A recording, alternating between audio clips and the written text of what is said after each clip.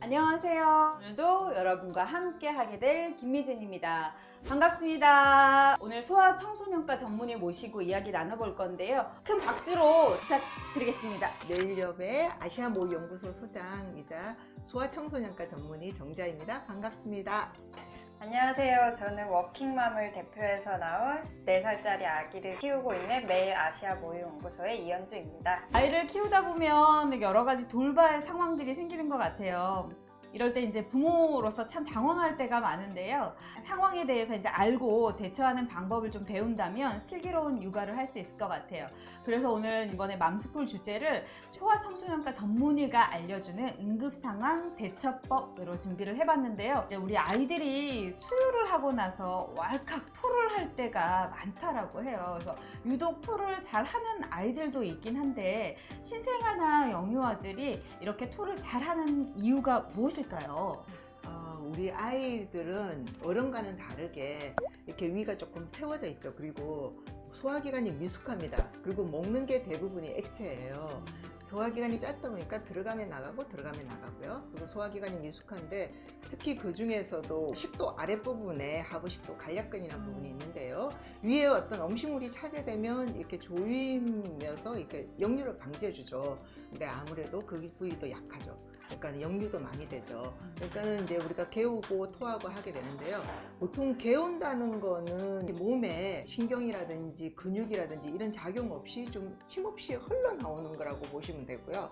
근데 구토는 어떤 압력에 의해서 그 신경이라든지 근육이 작용하면서 강한 힘으로 뿜어져 나오는 걸 말하죠. 아기들이 뭐 어느 정도 개워낸다든지 뭐 이런 경우에는 좀 지켜보실 수가 있고 개워내는 거는 흔하게 좀 보시는 그런 경우가 되겠습니다. 네. 아기들이 어른과 다르다는 거 알고는 있지만 그쵸. 또 토를 하면 내가 뭔가 놓치고 있지는 않나 하고 이제 걱정이 되는데 구토 때문에 특별히 병원에 가봐야 되는 때가 언젠가요? 그걸 이제 원인으로 좀 생각을 해보실 수가 있을 것 같아요. 그 빠는 욕구가 있기 때문에 아이들이 정말 많이 오랫동안 빨게 됩니다. 그러다 보니까 계속 먹게 되죠. 용량 이상 먹어서 토하는 경우라든지 뭐 일식도 역류가 있어서 점점 좋아지는 과정에서 토하는 경우라면 좀 지켜보실 수가 있겠지만 감염이 있다든지 배압이 상승을 했다든지 문제가 있어서 이런 경우는 병원을 가보시는 게 좋은데요. 그걸 보시는 경우는 이제 좀 오랫동안 토하는 경우에는 체중이 잘 나는지 이런 걸 좀 보셔야 될 것 같고, 갑자기 토를 하는 경우에는 아기에게 어떤 뭐 발열이라든지 뭐 큰 처진다든지 뭐 이런 동반 증상이 있는 걸 좀 보시면서 병원을 가시는 걸 판단을 해 주실 수 있을 것 같고요. 그리고 구토 부분에 있어서는 한번 이렇게 쭉 보실 거는 자라면서 그 토하는 강도와 토하는 시간 간격, 그다음에 하루에 토하는 횟수 이런 게 점점 좋아지는지를 보시면서 지켜보시는 게 중요할 것 같습니다. 네, 일단은 구토를 하면 조금 아기를 잘 지켜보셔야 되는 게 그렇죠. 제일 중요할 것 같네요. 네. 또 육아를 하면서 침대에 아이를 잠깐 두었는데 그 사이에 떨어졌다거나 또 아이들이 이제 뒤집기 하기 시작하고 잡고 서기 시작하면 맞아요. 또 예상치 못하게 뒤로 쿵 넘어진다라든지 이러는 네. 경우가 너무 많아서 우리 엄마들이 많이 놀라게 되는데요. 이런 낙상 사고가 있으면 어떻게 또 대처를 하는 게 좋을지요. 그렇죠. 그러니까 옆에서 좀 지켜보고 계셨다면 어디를 부딪혔구나, 어디를 맞아요. 다쳤었겠구나 하고 조금 보실 수가 있지만 정말 깜빡하는 사이에 아이들이 넘어지거든요. 그런 경우에는 몸 전체를 잘 살펴보시는 게 중요하고요. 알게 모르게 내부에서 뭐 출혈이 있을 수 있다든지 골절이 됐을 경우에는 부풀어 오를 거고요. 그래서 시간을 적어도 뭐 24시간, 48시간, 72시간 이렇게 좀 보시면서 이상이 있을 때는 병원에 가시는 게 좋은데요. 갑자기 부풀어 오른다든지 아파서 계속 먹지를 않고 뭐 보챈다든지 제어되지 않을 정도로 계속 연속적으로 토를 한다든지 이런 경우에는 혹시 뇌출혈 같은 가능성도 있기 때문에 병원에 가주시는 게 좋겠죠. 예. 근데 제가 뭐 항상 하는 얘기가 있습니다. 이렇게 낙상해서 문제되는 애가 있다면 지금 우리 성인 중에 살아있으신 분은 없을 거라고요. 네. 사실 뭐 크다 보면 떨어지는 거 경험하지 않으신 분은 아마 없을 것 같습니다. 네. 예. 모든 엄마들이 이렇게 네. 조금만 풍 이렇게 넘어져도 굉장히 또 걱정을 많이 하시는데 조금 지켜보시고 또 여유를 조금만 가지시는 것도 그죠? 괜찮을 것 네, 같습니다. 맞아요. 아이 장난감 플라스틱 부속폼 굉장히 작잖아요. 이제 그런 것들이나 뭐 비닐 같은 거 삼켜가지고 놀랐다는 분들 굉장히 맞아요. 많이 네. 있으신데 그렇게 급할 때 또 아힘리법을 찾아보고 대처했다는 분도 또 많으시더라고요. 이거는 또 어떻게 하는 방법인지 네네. 혹시 조금 설명을 미리 해주시고 네. 하면 너무 좋을 것 같아요. 우리 그 삼켰을 때 뭐 식도나 소화기관으로 가는 경우가 아니고요. 기도로 갔을 때 이제 그런 경우입니다. 얼굴이 창백해지고 새파래지면서 막 캑캑거리고 숨을 못 쉬게 되겠죠. 돌이 안 된 아기의 경우 손으로 이렇게 아기를 받칩니다. 그리고 머리가 60도 정도 이렇게 밑으로 내려가게 이렇게 한 상태에서 손의 이 뒤꿈치의 이 부분으로요. 이거 엎어야 되죠. 이렇게 엎어서 이렇게 한 상태에서 요 양경각골 사이를 빠르게 5번 이렇게 해줍니다. 그래서 안 된 경우에는 이제 아이를 이제 또 눕히게 되죠. 그죠? 심폐소생술을 하는 것처럼 이 명치부 사이를 이렇게 자극을 주게 됩니다. 이 하임리의 기본적인 개념은요. 여기 있는 기도에 요 배를 통해서 요 명치 부위에서 압력을 줘서 이게 입 밖으로 올라나올 나가게 하는 거죠. 네. 그렇게도 안 되면 엄지와 금지를 사용해서 이 턱을 열고 혀가 기도를 막지 못하게 하면서 인물이 있는지 살펴보게 되고요. 돌이 지나서 좀 큰 아이의 경우에는 아이가 의식이 없다면 눕혀서 이 명치 부위를 한 손은 주먹을 쥐고 이렇게 강하게 압력을 가합니다. 심폐소생술 같이 알아두면 좋은 방법이 되겠습니다. 이거 아이한테 시도하다가 혹시 뼈가 부러지진 않을지 이렇게 맞습니다. 걱정하시는 분들. 맞습니다. 정확한 얘기 하셨는데요. 문헌에서 어떻게 되냐면 이제 아기에 따라서 강도를 조절하라고 돼 있어요. 우리가 심폐소생술 하다가 갈비뼈 부러졌다는 얘기 많이 들어보셨을 맞아요, 거예요. 맞아요. 신생아 중환자실에서 심폐소생술 할 때는 뭐 이런 거 안 합니다. 이렇게 손가락으로 이렇게 하거든요. 그런 것처럼 이 아이에 따라서 강도는 조절해 주셔야 됩니다. 네.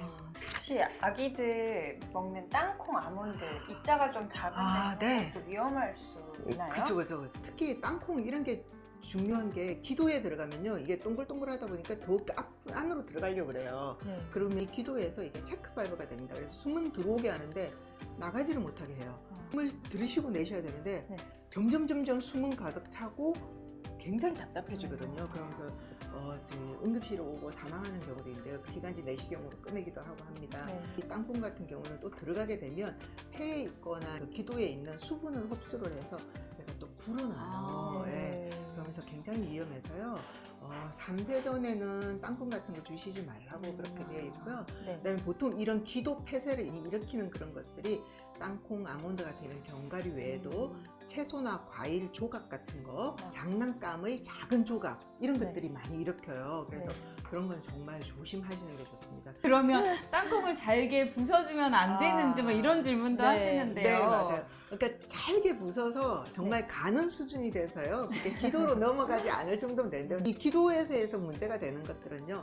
아기 어머니가 축 빨아들었을 때 10도로 넘어가지 않고 기도로 갈 수 있는 네. 그런 것들이 이제 문제가 되는 네. 거죠. 어떤 경우가 있었냐면요. 귤을 이렇게 쪽쪽 빨아먹잖아요, 애들이요. 근데 네. 빠는 힘이 너무 강하다 보니까 빨다가 그 귤 귤 알맹이. 일부가 확 들어가는 경우도 있었고요. 그다음에 포도알 같은 경우도 미끌미끌하죠. 네. 가장자리가. 그러다 보니까 포도알을 그냥 먹다가 이렇게 확 들어가는 게 있습니다. 아무래도 둘 이후에 뭐 갈아주시더라도 주시는 게 좋을 것 같고요. 네. 만 3세까지는 조심하시는 게 좋고요.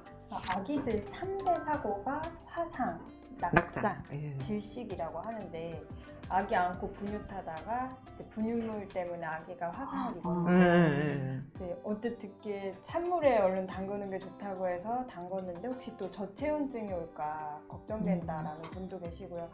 화상이 너무 찰나에 일어나는 것이기 때문에 이럴 때 응급처치는 어떻게 해야 되는지 또 응급실에 가야 네. 되는지 화상 전문 병원에 가야 되는지 궁금합니다. 아이들의 화상이 가장 많은 곳이 가정입니다. 네. 85% 이상은 집에서 일어난다고 그러는데요. 말씀하신 대로 찬물과 얼음으로 화상 부위를 처치해 주는 게 가장 중요합니다. 네. 빨리빨리 하고 좀 길게 오래 해주시는 게 중요하고요. 화상 부위가 네. 이게 몸의 뭐 15% 이상이라면 무조건 입원하셔야 되거든요. 그런 경우는 이제 그냥 바로 병원 가셔야 될 것 같고, 네. 그다음에 좀 아주 약한 화상이라도 이제 네. 뭐 처치가 좀 곤란하든지 그러면 병원을 가시는데요. 화상 전문 병원이 그렇게 많은 편은 아니라서요. 네. 응급실에 일단은 가주시는 게 네. 낫지 않을까 생각이 되고, 우선 빨리 차갑게 식히는 거 네. 너무 당황하지 마시고 식혀주시는 게 중요하겠습니다. 예. 아이가 약 먹고 토했을 경우가 있는데 이거를 다시 먹여야 되는지 아니면 뭐 나중에 안 먹여도 되는지 막 이런 네. 고민들 많이 하게 되잖아요. 네. 입에 되도록 들어가지도 않고 울면서 이렇게 막 그 안 먹으려고 하다 그냥 뱉어내는 경우라면 뭐 다시 먹이시겠지만, 네. 일단 삼킨 상태에서 이렇게 토하더라도 그냥 다시 먹이지 않는 것으로 그렇게 네. 하고 있습니다. 일단은. 아. 예, 예. 삼켰다가 토한 건 다시 먹이진 않아도 네, 된다. 근데 뭐 이제 그 말이 이제 또 여러 가지 뭐 있습니다. 뭐 5분, 뭐 10분, 아, 네. 뭐 이런 얘기도 하는데요. 근데 네. 이제 그걸 약 먹고 나서 몇 분 지났어. 이렇게 우리가 뭐 보고 있지는 않잖아요. 그러다 네. 보니까 또 아기가 삼켰다면 우리가 그냥 뭐 항생제 조금 토한다고 해서 뭐 다시 주시거나 그러진 않고 있습니다. 네. 예. 근데 해올 때도 같은 질문이 있으시네요. 네, 맞아요. 마찬가지인가요? 그것도? 예, 맞습니다. 마찬가지입니다. 어머님들께서 보시면 아시거든요. 해열제 용량이 많이 먹지를 못했구나 하는 경우에 이제 정말 열이 또 오르고 뭐 이런다면 해열제 종류를 조금 바꿔서 주신다든지, 네. 아니면 전체적인 하루의 용량이 있거든요. 그 용량 안에서 조금 반 정도 좀 더 주신다든지 이렇게 하실 수는 있습니다. 타이레놀 같은 해열제 같은 경우는요, 그게 용량에 따라서 부작용이 나타나기 때문에 그게 맞춰주시는 것이 좋습니다. 육아하면서 일어날 수 있는 여러 가지 응급 상황에 대한 대처하는 방법을 또 오늘 조금 이야기를 해봤는데요. 또 좋은 답변 주신 우리 소장님과 우리 워킹맘 대표에서 나와주신 우리 또 과장님 너무 감사드립니다.